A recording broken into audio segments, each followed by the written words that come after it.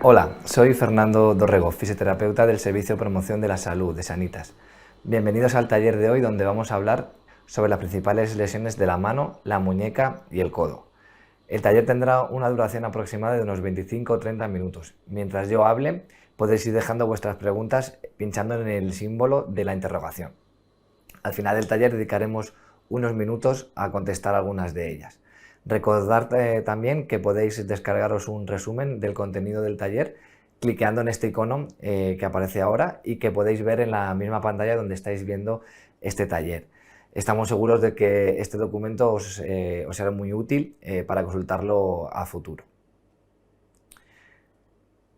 En el taller de hoy, como estáis viendo, vamos a hablar sobre qué factores predisponen este tipo de lesiones y qué tipo de lesiones vamos a tener, ¿no? Sobre todo vamos a hablar de la entesitis epicondilia, la tensinovitis de Kerbein o tendinitis de Kerbein y el síndrome del túnel carpiano.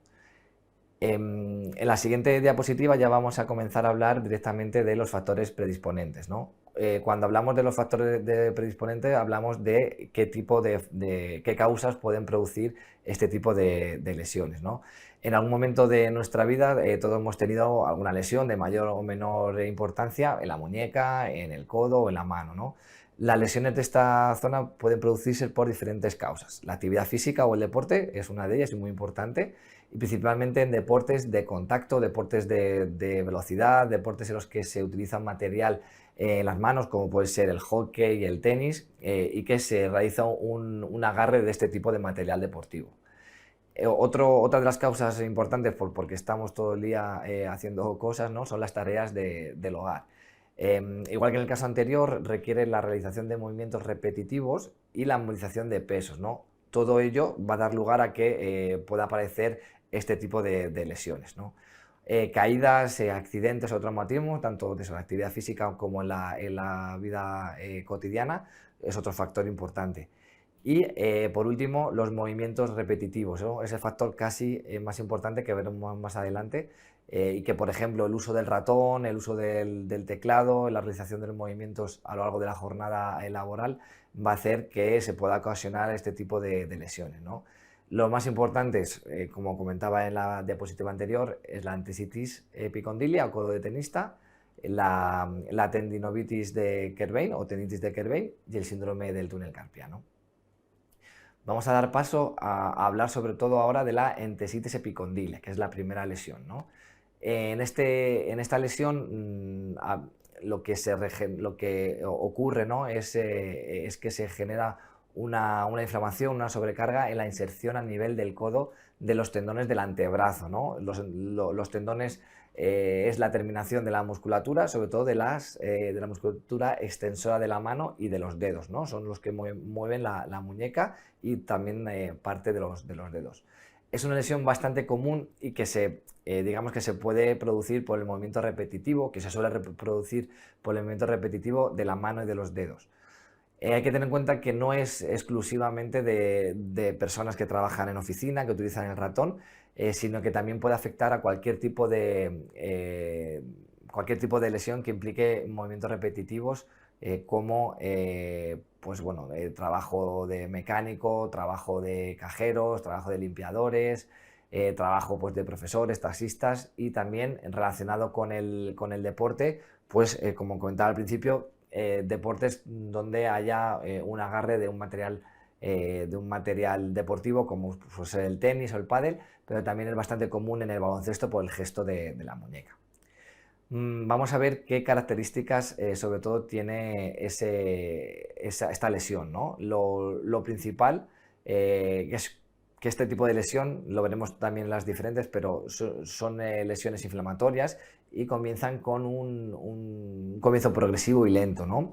Es un dolor localizado en el codo y en ocasiones se va irradiando hacia el antebrazo, ¿no? Puede empezar en la parte del codo, se va irradiando hacia el brazo, o incluso puede realizarse o puede notarse ese dolor en la parte del hombro, ¿no? Como que el dolor va hacia arriba. Hay que tener en cuenta que puede ir acompañado de rigidez articular y de falta de fuerza. Falta de fuerza, pues sobre todo también a la hora de levantar algún peso con la mano, hacer el gesto de pinza, ¿no? Muy común el que no podamos coger cualquier tipo de bote, cualquier tipo de botella, que ese gesto pues, produzca un dolor incapacitante. Si la lesión va peor, sí que podemos dar también sensación de hormigueo, de adormecimiento, que es un signo de que hay un atrapamiento también a nivel nervioso en la parte del codo en este caso. Importante que la lesión puede mejorar y suele mejorar con la inactividad. En el siguiente apartado ya vamos a ver qué tipo de test podemos hacer, digamos, en casa o qué tipos de test caseros podemos hacer para sospechar que pueda haber una entesitis epicondilia. La primera prueba que podemos hacer es la maniobra de Kotzen, como vemos en la imagen, donde vamos a mantener el codo flexionado, tenemos que extender la muñeca, ¿de acuerdo? El gesto de muñeca, levantar los dedos hacia arriba y hacer una resistencia con la mano contraria. Si aparece dolor en ese momento de hacer la fuerza, es un test positivo, puede haber una sospecha de que haya una lesión. La siguiente maniobra que vamos a ver es el siguiente vídeo. Es la maniobra de la silla. Es un ejercicio muy sencillo, como vemos en el vídeo. El paciente coge una silla con la mano en pronación, con los dedos hacia abajo, y coge la silla evitando que las patas nos den, ¿no? Para evitar hacer daños. Si aparece dolor, es un test positivo. Hay que recordar, y es muy importante, que el diagnóstico definitivo siempre debe hacerlo un profesional, que es el que con el test positivo solo nos va a dar pistas de que pueda haber una lesión, pero es el profesional sanitario el que tiene que, con todos los datos recopilados, pues el que pueda tener la certeza de que hay una lesión. En la siguiente diapositiva vamos a hablar sobre los tratamientos de la entesitis, ¿de acuerdo? Los tratamientos de la entesitis, como veis, son varios. En primer lugar vamos a hablar de la farmacología, que son los AINES, que es el tratamiento antiinflamatorio no esteroideo, ¿no? Que son los fármacos antiinflamatorios como la aspirina, el ibuprofeno o el naproxeno, con el objetivo de tratar de la primera parte de la inflamación. El siguiente paso o la siguiente terapia que podemos utilizar son las órtesis. Las órtesis es una ayuda para limitar el movimiento. Lo recomendable es poner solo en momentos en los que vaya a haber mayor esfuerzo físico para prevenir que se genere más sobrecarga y esa inflamación. En determinados casos graves sí que puede ser recomendable una filtración, pero eso lo debe de recomendar el médico y según el caso y según el grado de la lesión. Y por último, la fisioterapia, ¿no? Desde la fisioterapia tenemos diferentes herramientas para revertir la lesión y hay varias técnicas, ¿no? Vamos a comenzar hablando sobre la crioterapia, que es la crioterapia es la utilización del frío como medio analgésico y antiinflamatorio, y para utilizar el frío se debe usar entre unos 5 o 10 minutos, 3 o 4 veces al día. Muy importante recalcar que no se debe aplicar directamente el hielo o el frío sobre la piel, ¿no? Porque puede generar alguna quemadura por frío, sino que es mejor cubrirlo con un paño frío, el hielo o el gel azul, el típico gel azul que venden en farmacias, por ejemplo, utilizarlo envuelto siempre en un paño frío. Al aplicarlo también podemos generar un pequeño masaje sobre la zona dolorida con el frío, y un pequeño masaje puede mejorar, digamos, la sensación de analgesia y el efecto antiinflamatorio. La siguiente terapia es la masoterapia, ¿no? Como comúnmente lo llamamos como el masaje. Dentro de la fisioterapia también tenemos la electroterapia, ¿no? Disponemos de la electroterapia, que es una herramienta en la que a través de una consola que va unida a los electrodos, que es lo que se pega a la piel, va a llegar una corriente eléctrica que va a producir diferentes resultados, ¿no? Según cómo programemos la máquina, según los parámetros que demos, ¿no? Con la electroterapia podemos llegar a obtener analgesia, fortalecimiento o relajación muscular. Otra terapia que tenemos dentro de la fisioterapia son las ondas de choque, que son ondas acústicas de alta frecuencia que se aplican en el tejido lesionado con el objetivo principal de aliviar el dolor y recuperar la movilidad. En el caso de la epicondilitis sí que suele dar bastante buen resultado. La fisioterapia invasiva, todo el mundo seguramente hayamos escuchado hablar del EPTE o de la EPI. que son herramientas que conllevan la utilización de una aguja para la aplicación a través de la piel de agentes físicos como es la electricidad y como es el calor. Se está viendo que la fisioterapia invasiva logra muy buenos resultados en lesiones tan frecuentes como estos tipos de lesiones y las tendinopatías y sobre todo las roturas musculares que están evitando pues, mucha cirugía a nivel de ligamentos y de los tendones. Y por último, y casi es el más importante, ¿no? Que es donde nos vamos a centrar, es el ejercicio terapéutico. El ejercicio terapéutico es un punto muy importante porque trabaja tanto el ámbito de la prevención como el de la recuperación. Y estos ejercicios lo podemos hacer de forma que nos ayude a mejorar las lesiones y sobre todo los síntomas. Y lo importante es hacer estos ejercicios de forma constante como un hábito, ¿no? Para prevenir este tipo de lesiones. Vamos a dar paso ahora a ver qué tipo de ejercicio podemos hacer. Como estamos viendo, el primer vídeo son los ejercicios, el ejercicio de estiramiento de la musculatura extensora, de la musculatura de la parte anterior de nuestro antebrazo. Para realizarlo, como veis en el vídeo, tenemos que hacer una flexión máxima de muñeca y con la palma hacia abajo. En esa postura ya tenemos que sentir la tensión, pero que podemos ayudarnos con la otra mano para sentir aún más y forzar más ese movimiento y notar más la tensión en el antebrazo. En los estiramientos lo importante es mantener esa postura entre 15 y 20 segundos y repetir ese gesto 3-5 veces. Es lo más recomendable. Si podemos aguantar más, no pasa nada, podemos llegar hasta 30 segundos, pero entre 3 y 5 repeticiones. El segundo vídeo que vamos a ver, vamos a hablar, los dos siguientes vídeos, vamos a hablar de ejercicios de fuerza, que son importantes para la prevención. El primer vídeo es un vídeo de la fuerza isométrica, de la musculatura extensora de la muñeca. Tenemos que hacer digamos, elevar el brazo a 90 grados con toda la mano extendida y hacer fuerza cerrando el puño durante 5 segundos máximo, ¿no? 5 segundos apretando y rápidamente relajamos. Ese trabajo mantenido de los 5 segundos es el trabajo isométrico y nos viene muy bien para reactivar y tener un tono bueno para prevenir esas lesiones de sobrecarga. Máximo de este tipo de ejercicio, pues 5 repeticiones sería suficiente. El siguiente vídeo es otro ejercicio de fuerza, pero en este caso es una fuerza excéntrica, ¿no? Para trabajar los músculos extensores de la muñeca. Lo realizamos con peso, podemos utilizar una mancuerna como se ve en el vídeo o algo que tengamos en casa como puede ser una botella de agua o un refresco, un bote de refresco. El objetivo es que haya una resistencia. Sentado con el antebrazo apoyado en la mesa, que sobresalga la mano por fuera de la mesa, y el primer gesto nos ayudamos a subir con la otra mano y el objetivo es que vaya bajando la mano poco a poco, ¿no? Que la vuelta a la posición inicial de la mano hacia abajo sea lenta, ¿no? Que dure entre 3 y 5 segundos, ¿no? Y luego las repeticiones que vamos a hacer son repeticiones progresivas, ¿no? Vamos a empezar con 8 repeticiones, luego 10 repeticiones y por último 15 repeticiones de entre 3 y 5 segundos de la vuelta hacia la flexión de muñeca.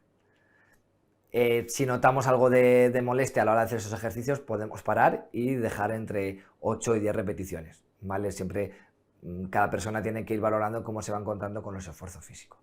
El siguiente vídeo vamos a hablar de la neurodinamia, ¿no? El estiramiento de la neurodinamia para el nervio radial.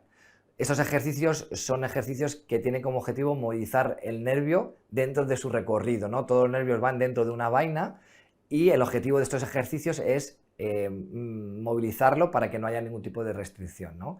Como vemos en el vídeo, vamos a movilizar el nervio radial, que en este caso recorre el brazo desde la parte cervical hasta el dedo pulgar. Para movilizarlo, como estamos viendo en el vídeo, abrazamos el dedo pulgar con el resto de los dedos, hacemos una rotación interna con el brazo y una flexión de muñeca. Y el codo sí que tiene que estar completamente estirado. La parte importante también, inclinamos la cabeza hacia contralateral y rotamos la cabeza como si quisiéramos llevar nuestra barbilla al hombro. Con esa postura ya estaríamos estirando el nervio. El objetivo de la neurodinamia es ir trabajando la parte distal y la parte proximal. Es ir quitando tensión de la parte de la muñeca o de la parte del brazo, de la cabeza, perdón, para que se vaya movilizando ese recorrido nervioso. Si queremos movilizarlo, pues quitamos tensión en el extremo distal y alejamos de nuestro cuerpo el brazo y soltamos tensión en el extremo proximal de la cabeza y viceversa. Por último, el último vídeo relacionado con la entesitis epicondilia es el vídeo del tratamiento del automasaje. Para ello nos vamos a sentar con el antebrazo apoyado en una camilla, en una mesa, sobre nosotros mismos y con las yemas de los dedos por debajo justo del epicóndilo, que es la parte del codo, un poquito por debajo. Vamos a colocar 3-4 dedos y vamos a arrastrar los dedos de fuera hacia adentro. Importante que este masaje se haga sin crema, porque lo que tenemos que notar son la musculatura, tenemos que notar como si fueran varias cuerdecitas y realizar el masaje sobre esas cuerdas musculares. Hasta aquí hemos hablado de la lesión del codo del tenista y vamos a dar paso en esta segunda parte a la tenosinovitis de Kerbein o tendinitis de Kerbein. Lo relacionado con la tendinovitis es que la inflamación se genera en el recubrimiento de la vaina del tendón, ¿no? Sobre todo del tendón de aductor largo y extensor corto del primer dedo, ¿no? Del dedo pulgar. Estos se encargan de separar, cerrar y extender el dedo del pulgar. Por eso los movimientos de este tipo son los que va a generar esa molestia. Al igual que la anterior lesión, es una lesión que se produce por movimientos repetitivos de la mano y afecta principalmente a personas entre 30 y 50 años. Y es más frecuente en mujeres, ¿no? Aunque, últimamente pues ese dato se está igualando. En algunos casos puede existir unas causas anatómicas, como puede ser gangliones en la parte del pulgar, quistes o una fibrosis. Los síntomas a tener en cuenta. Los síntomas que tenemos que tener en cuenta, sobre todo, o que lo vamos a notar, es dolor al mover la muñeca y a extender el dedo pulgar. Es un dolor que también mejora con el reposo porque es un dolor inflamatorio, es un dolor por sobrecarga. Y si las molestias suelen empeorar, puede haber dolor en el gesto, pues, por ejemplo, del agarre, al coger una botella o sobre todo hacer desviaciones de la muñeca, como puede ser un gesto de abrir un bote. Esos dolores en esos gestos sí que puede involucrar que hay un empeoramiento de la lesión. Si la lesión progresa, podemos llegar a notar inflamación en la base del pulgar, en la parte de la muñeca, pérdida de fuerza y de sensibilidad del dedo pulgar, pinchazos fuertes en el inicio de la articulación e incluso puede llegar a haber un dolor irradiado en todo el antebrazo. Vamos a dar paso ahora en el siguiente apartado, vamos a ver el diagnóstico, ¿no? Cómo podemos ver que también desde casa, qué test podemos hacer desde casa que pueda ser positivo. El vídeo que estamos viendo es el vídeo del test de Frankenstein, que para realizarlo, como estamos viendo, tenemos que colocar el dedo de pulgar dentro del puño, abrazándolo con los otros dedos e inclinando la mano hacia el lado contrario. Si hay dolor, el signo es positivo. Al igual que los anteriores test que hemos hecho, este tipo de test no podemos tomarlos como una única prueba diagnóstica, ¿no? Hay que acudir a un profesional. El profesional sí que tiene que interpretar estos datos, tiene que interpretar otros datos de la situación de la lesión y a partir de ahí ver en qué nivel está la lesión. Aparte, también importante que no hemos comentado antes es que el profesional sanitario dispone de otras herramientas como es la ecografía, la resonancia o la radiografía que pues va a ayudar a hacer un diagnóstico más certero.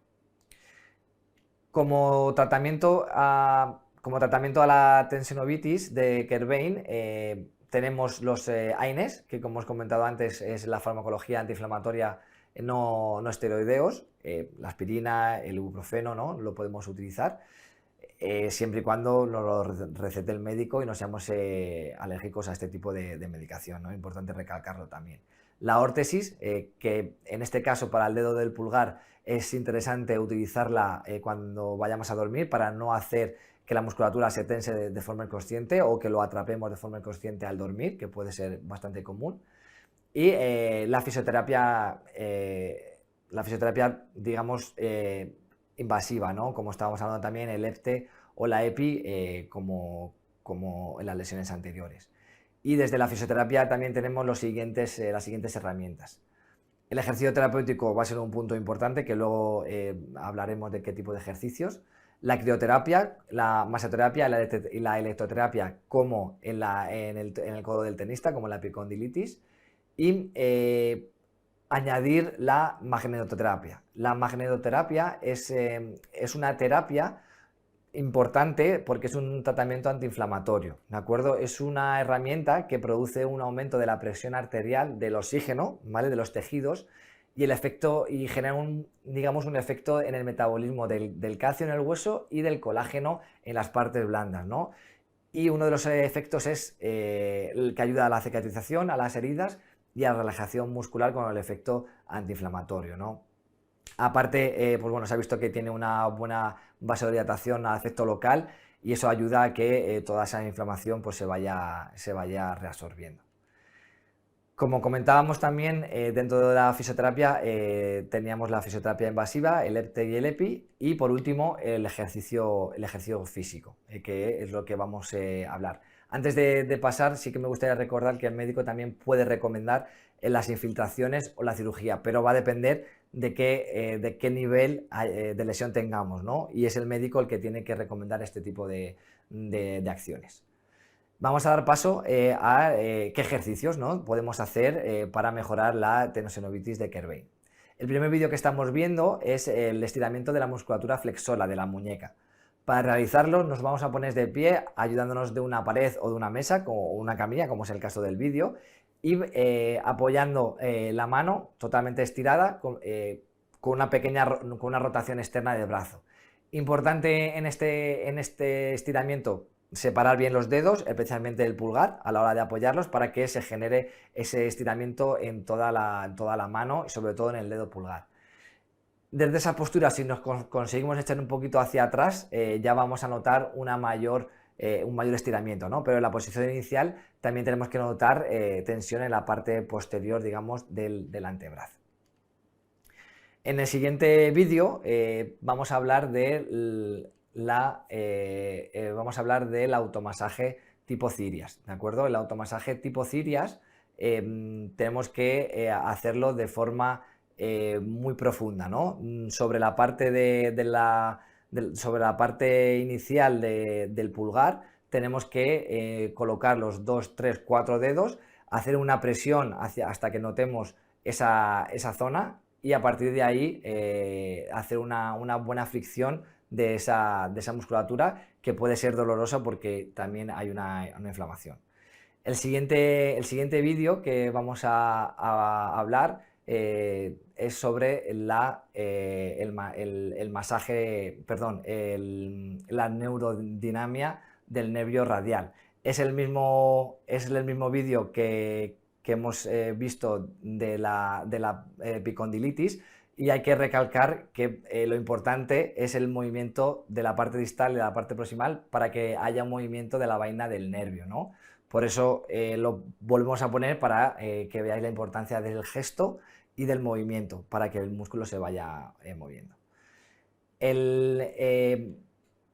Hablando del automasaje de Cirias, hay que hacerlo también sin aceite, sin crema, para que el objetivo de la fricción sea mayor y el objetivo del tratamiento, digamos, del masaje sea más efectivo.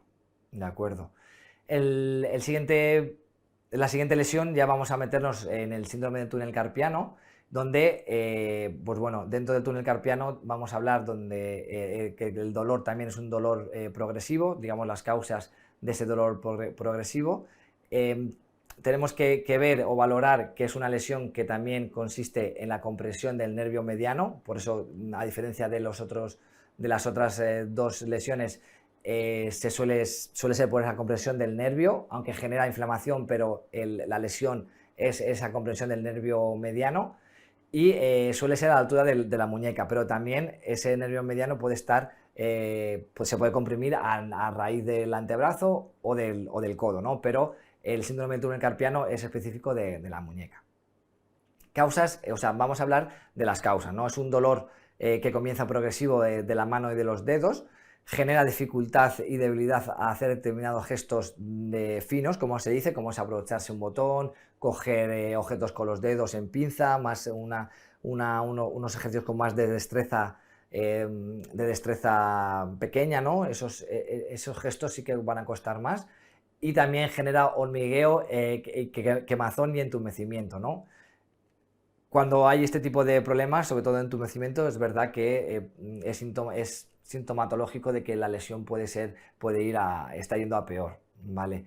El nervio mediano sí que se encarga de dar sensibilidad y control motor a toda la palma de la mano, pero con especial hincapié a los dedos, ¿no? Hacer todos los movimientos, pero los dedos los de la destreza pequeña, como os comentaba, este nervio es el que da ese movimiento. Al igual que los anteriores, esta lesión se produce por movimientos repetitivos que genera la mano, ¿no? Vamos a hablar en la siguiente diapositiva, vamos a hablar sobre qué test podemos hacer también desde casa. El primer que tenemos es el test de compresión carpiana, que consiste en comprimir con la otra mano, con la otra mano que tenemos, comprimir la parte de la muñeca. Si se reproducen los síntomas antes de que pasen 30 segundos de la compresión, quiere decir que es un test positivo. El otro test que tenemos en la imagen es el test de Fallen, que este test, para realizarlo, se tiene que flexionar las dos muñecas contralaterales, digamos que dorso de la mano contra dorso de la mano, y si aparece en ese momento, pues mantener durante un minuto, y si aparecen los síntomas, pues aparece el dolor, quiere decir que es un test positivo. Quiero también informar que, al igual que los anteriores, este tipo de test no podemos tomarlos como única prueba, ¿no? Hay que acudir al médico, acudir al traumatólogo, al médico rehabilitador, que es el que nos va a dar con certeza un diagnóstico, como digo, pues utilizando todo lo que está a su disposición, ¿no? Que es importante pues hacer alguna ecografía, alguna resonancia, hacer cualquier tipo de prueba de imagen que nos dé ese diagnóstico certero. Para el síndrome del túnel carpiano, para su tratamiento sobre todo, ya hemos visto muchas de las herramientas que podemos utilizar, que son los AINES, la farmacología, la órtesis también para dormir o las acciones de las actividades que nos puedan agravar esos síntomas.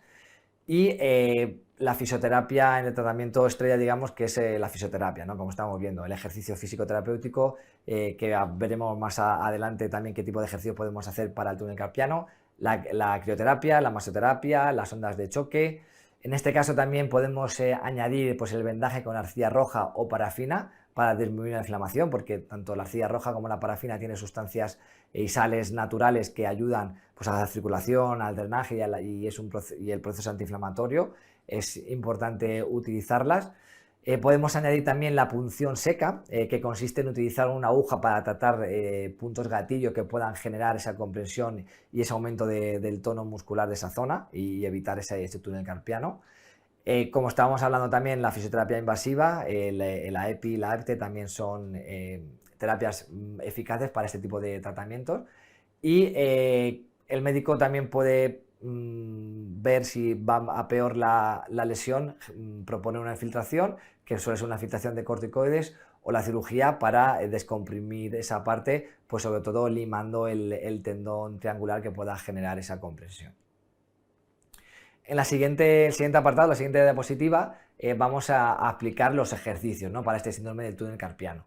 El primer lugar es el ejercicio de neurodinamia, pero en este caso del nervio mediano, ¿no? Para realizarlo nos colocamos de pie, como vemos en el vídeo, ponemos la mano en flexión dorsal, abriendo los dedos, y una rotación externa del hombro, ¿no? Y una pequeña aducción, una pequeña separación del brazo. Además, hacemos también una inclinación y rotación de la cabeza hacia el lado contrario del brazo que estemos trabajando en ese momento. Lo importante, como he comentado antes, y hay que recalcar, si queremos movilizar el nervio, tenemos que aumentar la tensión en los extremos distal del brazo, ¿vale? Soltamos tensión en el extremo proximal de la cabeza y viceversa, ¿no? Si queremos trabajar una parte, pues le damos menos tensión en la parte de la cabeza y más tensión en la parte distal, en la parte de los brazos, de la mano.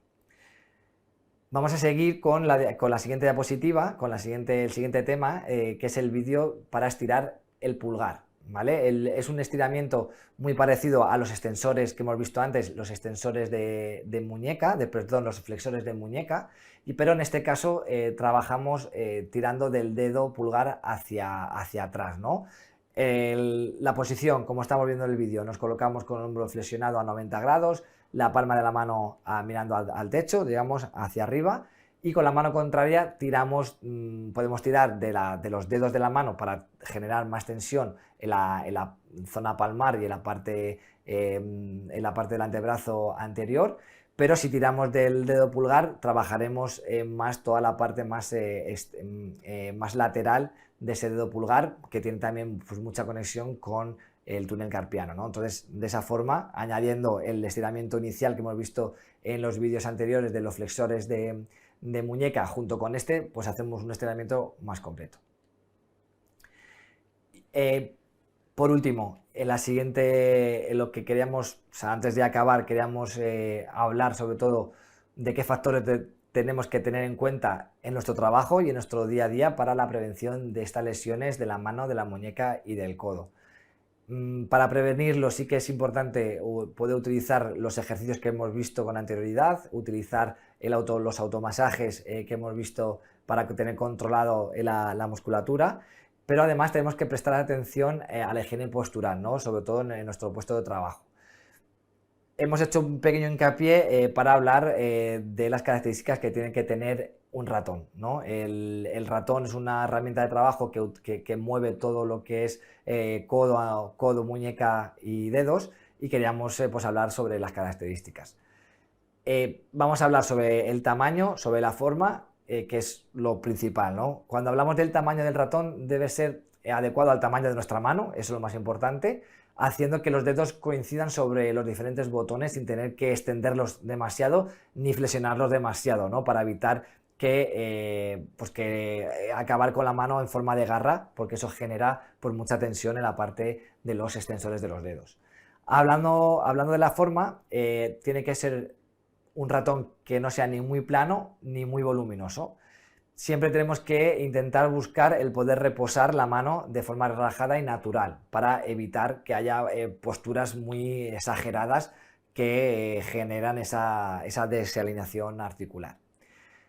Los ratones muy planos van a provocar que la mano esté tensa y los que sean muy elevados van a desalinear todo lo que es el antebrazo y la muñeca, ¿no? Facilitando pues, la aparición sobre todo del síndrome de túnel carpiano o de la tendinosivitis de Kerbein.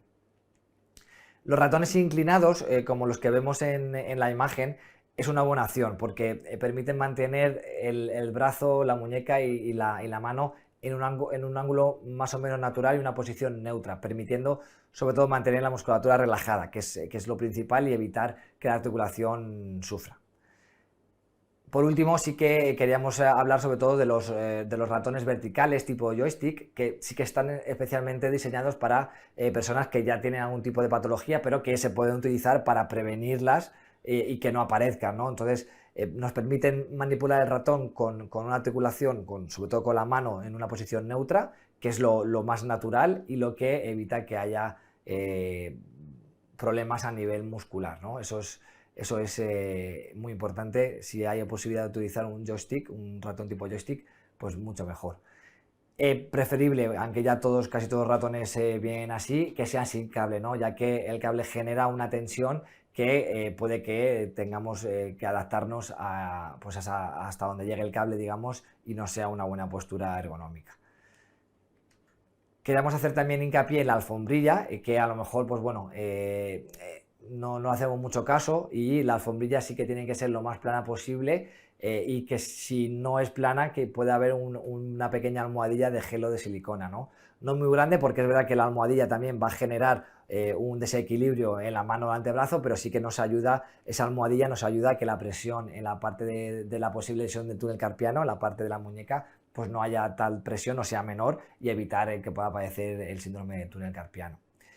La alfombrilla también se suele utilizar, o es importante utilizarla porque se va a deslizar mejor, y el esfuerzo que vamos a hacer al deslizar el ratón de forma suave va a ser menor que si no tenemos alfombrilla, que hagamos un mayor esfuerzo en toda esa musculatura de la muñeca. Y por último, queríamos hacer otro pequeño hincapié sobre algunos detalles importantes sobre la higiene postural en el puesto de trabajo, ¿de acuerdo? Como vemos en las imágenes, debemos tener erguida la espalda y no inclinarnos o encorvarnos hacia el escritorio ni hacia el teclado, ¿no? Bueno, tenemos que intentar mantener la espalda pegada al respaldo, y si no podemos, pues preferiblemente utilizar un cojín lumbar con un diseño ergonómico, ¿no? Para tenerlo esa zona bien controlada. La pantalla del ordenador tiene que poder orientarse e inclinarse en todas direcciones y debe estar a unos 45 centímetros de distancia. A la altura de los ojos o un poquito por debajo es una distancia y una postura adecuada. Lo ideal es que los brazos queden apoyados en los reposabrazos y que estén que tengan un ángulo del codo de 90 grados, porque ese ángulo va a quedar el antebrazo totalmente alineado con las muñecas, y así tendremos, como estamos comentando, una posición neutra, que es lo natural de nuestro cuerpo, ¿no? Las piernas sí que tienen que estar flexionadas en unos 90 grados. Si podemos tener los pies apoyados en el suelo, fenomenal, y si no, utilizar siempre un reposapiés, que nos va a ayudar también a que el retorno venoso sea mejor y así evitar que haya pues, piernas hinchadas o problemas de circulación. Muy importante levantarse cada 45 o 50 minutos, pues para hacer un breve descanso, estirar las piernas y liberar la tensión que se ha ido acumulando durante este tiempo. También es importante pues realizar los estiramientos que hemos visto con anterioridad, pues para la zona del antebrazo, la zona del pulgar, la zona de la muñeca, realizarlos en nuestra jornada laboral para evitar que esa tensión se vaya acumulando y que luego aparezca más dolor, ¿no? En conclusión, para hacer un pequeño resumen, sí que me gustaría hacer hincapié en el tratamiento preventivo, el intentar evitar introduciendo pues, el automasaje, introduciendo los ejercicios terapéuticos, introduciendo la higiene postural para prevenir las lesiones. Una vez que hay lesión, una vez que hay dolor, pues utilizar la fisioterapia en casa que podemos hacer, como los automasajes, la crioterapia, nos va a venir muy bien. Y en último lugar, si no notamos nada de mejoría, pues la utilización de la fisioterapia presencial, ¿no? Pues lo que hemos estado viendo de magnoterapia, fisioterapia invasiva, masaje, nos va a ayudar a complementar todo lo que estábamos haciendo en casa, que a lo mejor pues, no hemos llegado a esa mejoría. Hasta aquí el taller de lesiones de la mano. Espero que os haya sido de utilidad. Ahora vamos a dedicar unos minutos a responder a vuestras preguntas y bueno, vamos a ello. La primera pregunta, ¿a qué puede ser debido el dedo en gatillo? El dedo en gatillo es una lesión, ¿no? que aparece por digamos, una rigidez del tendón, ¿no? Se suele producir en el dedo pulgar o en el dedo índice, y la patología que genera es sobre todo por mucho uso, pues una postura prolongada, sobre todo en acortamiento, que se va generando esa rigidez del ligamento y del tendón. Hay que dar todo el patrón contrario, ¿no? Hay que estirar muy bien los dedos, hay que utilizar la termoterapia para relajar esas partes blandas, pues en casa, como estamos hablando, en vez de utilizar en este caso frío, utilizar calor para que esa zona blanda esté más relajada, y luego hacer el estiramiento que estamos viendo de los flexores y los estiramientos en este caso, si es el dedo pulgar, del dedo pulgar. Vamos a por la siguiente pregunta. Nos comentan que me ha salido un bulto entre la mano y la muñeca. ¿Hay alguna forma de que se aparezca el bulto? En este caso hay que ver qué tipo de bulto es, si es un bulto, si es un quiste, si es un aumento de la grasa, ¿no? Para eso lo más recomendable es que te haga una valoración con una ecografía, pues se ve exactamente el que es. Y si es un quiste, pues es verdad que hay que operarlo, que son pues bueno, una operación ambulatoria, que en el mismo momento te lo quitan y te puedes ir a casa. La siguiente pregunta nos preguntan, ¿puede una mala postura al usar el ratón dificultar o empeorar una tendinitis de tendón supraespinoso del hombro? Sí, la respuesta es sí, porque todo lo que va relacionado con el movimiento del brazo, hombro, codo, muñeca, dedos, va muy unido, tiene mucha relación, ¿no? Si tenemos tenemos una tendinitis en el supraespinoso, El utilizar el ratón, utilizar un trabajo de oficina, lo que va a generar es un patrón también, va a generar un patrón de movimiento que si no trabajamos esa tendinitis del supraespinoso se puede ir sobrecargando, ¿no? Cuando hay una tendinitis, toda la parte que genera esa inflamación tiende a debilitarse y a lo mejor no empeoras esa tendinitis, ¿no? Pero toda la parte pues, del deltoides, toda la parte que involucra el hombro, se va a ir acomodando a ese dolor y puede aparecer otro tipo de lesiones y empeorar ese dolor. Como medida preventiva para el uso continuado del ratón y evitar lesiones, ¿funciona el cambio por un ratón ergonómico? Sí, y si ya tienes en este caso lesión, ¿no? Te va a venir muy bien el cambio a un ratón ergonómico por lo que estábamos comentando de la postura neutra, ¿no? El que tú puedas tener una postura neutra va a hacer que todas las fuerzas de tensión que cuando no utilizamos un ratón ergonómico aparecen, no aparezcan, sean neutras, ¿no? Y esa tensión extra no va a estar forzando en desviaciones de muñeca, en sobrecarga de los flexores de los dedos al utilizar el ratón, ¿no? Todo eso, al fin y al cabo, en una posición neutra sí que lo hay, pero no es tan importante o no hay tanta sobrecarga. Yo creo que sí que te vendría bien ese cambio. El codo del tenista provoca ganglión en la muñeca. Con el ganglión no puedo hacer varios de los ejercicios porque se me clava. No, el ganglión es otro tipo de patología. Digamos que el ganglión lo que hace es una patología asociada a unas partes anatómicas de nuestro cuerpo y la tendinitis, digamos, el codo del tenista lo genera un sobreesfuerzo, lo genera un pequeño traumatismo, pero no tiene nada que ver. ¿Puede influir el ratón a la hora de generar artrosis en la mano?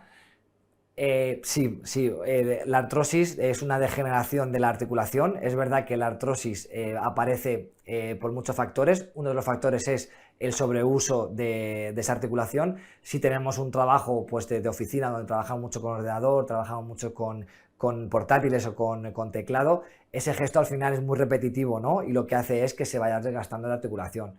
Pero bueno, seguramente que a muchas de las personas que nos hagamos una radiografía o una resonancia de cualquier articulación va a parecer siempre que hay un grado de artrosis, ¿no? El objetivo pues, cuando hay una artrosis es reforzar esa articulación con la musculatura, ¿no? Digamos que hay que dar estabilidad a esa articulación para que ese roce y esa degeneración no sea tan grande y sea más progresiva.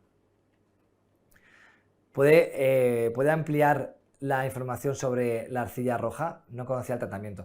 La arcilla roja es una arcilla, pues bueno, como que se puede comprar en herbolarios, en farmacia, y tiene una serie, digamos, de sales minerales, de sustancias naturales, que el objetivo es antiinflamatorio, ¿no? Junto con la arcilla roja, igual es más fácil encontrar parafina, que también en herbolarios o en farmacias se pueden encontrar. Vamos a dar paso a la última pregunta. Nos comentan que, bueno, se me duermen las dos manos solo al dormir. Todos los dedos excepto el pequeño. ¿A qué se debe? Bueno, sobre todo en este caso, cuando se duermen las manos al dormir, suele ser por un aspecto postural, que puede venir por un atrapamiento, sobre todo nervioso. Puede venir de la parte de la muñeca, de la parte del antebrazo o de la parte del hombro. Hay que ir viendo de dónde viene ese atrapamiento y a partir de ahí enfocarlo en que no haya ese atrapamiento nervioso, ¿no? ¿Cómo lo hacemos? Pues sobre todo relajando toda la parte del recorrido del nervio, ¿no? Los nervios que hemos estado viendo es el nervio medial, es el nervio radial y el nervio cubital, ¿no? Son los tres nervios importantes del miembro superior.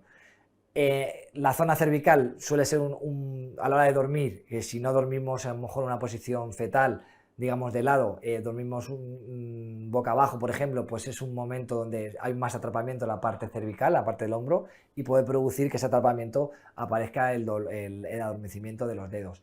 También puede ser por un problema, como estamos viendo, de una epicondilitis de la parte del codo o un problema del túnel carpiano, de esa comprensión del nervio mediano. Lo recomendable en este caso es hacer esas pruebas, pues ir viendo pues, o alguna prueba de imagen o algún electromiograma donde se va a ver si hay algún nervio afectado, O, como comentaba, ir trabajando esa relajación a nivel de estiramientos de hombro, a nivel de estiramientos de codo, a nivel de estiramientos de antebrazo, ir viendo si va mejorando, ¿no? Si va mejorando, pues es verdad que el atrapamiento viene por un atrapamiento muscular, y ir manteniendo luego lo que vayamos ganando con los estiramientos. Hemos llegado al final. Muchas gracias por vuestra atención y vuestra participación.